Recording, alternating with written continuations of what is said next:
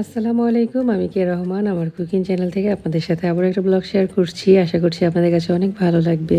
গরম আসলেই আসলে ঘোরাঘুরির প্রস্তুতি চলে। আজকে আসলে আমরা ঘুরতে যাব। কোথায় যাব আসলে আপনারা সবাই জানেন আমার সবচেয়ে পছন্দের জায়গা সেটা হচ্ছে সমুদ্র সৈকতের পাড়। সেখানে যাওয়ার জন্য এখানে টুকটাক খাবার রেডি করতেছি। যেহেতু সারাদিনের ব্যাপার তাই আসলে চেষ্টা করি সবসময় দূরে কোথাও গেলে বাচ্চাদের জন্য বেশি বেশি একটু খাবার রান্না করে নিয়ে যাওয়ার। আমার সাথে আসলে খাবার যখন থাকে তখন আমার একদমই টেনশন থাকে না। বাচ্চাদের নিয়ে একদমই যেখানে যে খুব রিল্যাক্সে থাকতে পারি। যেহেতু আজকে রবিবারের দিন, আপনাদের ভাইয়ের কিন্তু আজকেও কাজ ছিল, সে হচ্ছে কাজে চলে গেছে।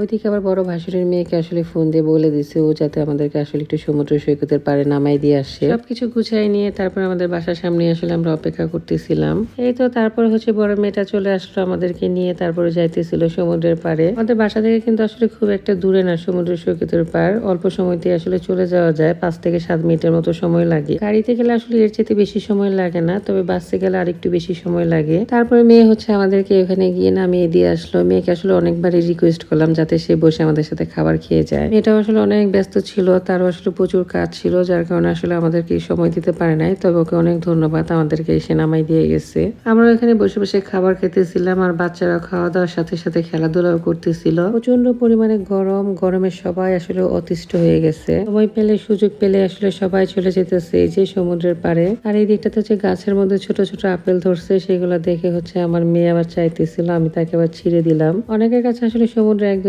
পছন্দ না, তবে আমার কাছে কেন যেন সমুদ্র অনেক ভালো লাগে। অনেকেই আসলে বলে একই জায়গা সবসময় একই জায়গায় ঘোরাফেরা, তবে আমার কাছে আসলে একই জায়গায় ঘোরাফেরাই ভালোই লাগে, খারাপ লাগে না। একটা জায়গা যদি আসলে আপনার অনেক বেশি পছন্দ থাকে সেখানে কিন্তু আপনি বারবারই যাইতে চাইবেন, আর এই জায়গাটা হচ্ছে আমার অনেক বেশি পছন্দের একটা জায়গা। আপনাদের ভাইয়ের আবার কাজ শেষ হলো, কাজ শেষ হওয়ার পরে চলে আসছে মেয়েদেরকে নিয়ে একসাথে এখানে গোসল করবে। তো এই দিকটাতে আসলে কিছুক্ষণ পাটা ভেজানোর পর আমরা হচ্ছে সামনের দিকে চলে যেতেছিলাম হেঁটে হেঁটে। ওই যে সামনে কিছু পাথর আছে, তো ওই দিকটাতে আসলে আমার যাইতে ইচ্ছা করতেছিল, তো হেঁটে হেঁটে আসলে ওই দিকেই যাচ্ছিলাম আমরা। মেয়েরা তো আসলে মহা খুশি, পানি দেখে আসলে তারাও খুশি হয়ে যায়, তারাও আসলে গোসল করার জন্য অনেক এক্সাইটেড থাকে। তো সমুদ্রের পাড়ে আসলে কিন্তু খুব বেশি একটা ভিডিও করা যায় না, কারণ আশেপাশে আসলে দৃশ্যগুলো খুব বেশি একটা সুন্দর না। আমি একেবারেই চেষ্টা করি যাতে আশেপাশে খুব একটা ভিউ না দেখানো যায়, তারপরে আসলে টুকটাক চলে আসে, এর জন্য আন্তরিকভাবে আসলে দুঃখিত। প্রতি বছরে আসলে গরম পড়লে দেখা গেছে এই দিকটাতে আমরা প্রচুর পরিমাণে যাই, আমাদের অনেক ভালো লাগে আসলে এই জায়গাটা যাইতে। হয়তো আপনাদের সাথে দুইটা একটা ভিডিও আসলে শেয়ার করা হয়, খুব একটা ভিডিও কিন্তু শেয়ার করি না।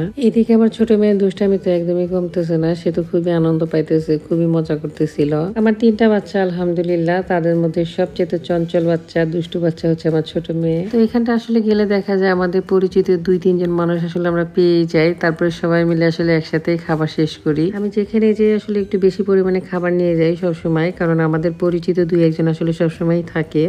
আমার আসলে বন্ধু বান্ধব অনেক কম থাকলে আমার হাজবেন্ডের প্রচুর বন্ধু বান্ধব আছে, প্রচুর পরিমাণে বন্ধুপ্রেমী মানুষ, সে আসলে খুবই পছন্দ করে অনেক সার্কেল নিয়ে চলাফেরা করতে। আর এইদিকে আমি হচ্ছে তার সম্পূর্ণ বিপরীত, আমি হচ্ছে অল্প কিছু মানুষ নিয়ে সবসময় চলাফেরা করতে পছন্দ করি। সবকিছু গুছিয়ে নিয়ে হচ্ছে আমরা বাসার দিকে রওনা হইতেছিলাম। তারপরে এইদিকে হচ্ছে একটা প্লাম গাছ দেখলাম, এত সুন্দর সুন্দর প্লাম ধরে আছে। তারপর আপনাদের ভাই আমাদেরকে অল্প কিছু প্লাম পেড়ে দিল, তারপর আর কি খেতে খেতে চলে আসলাম।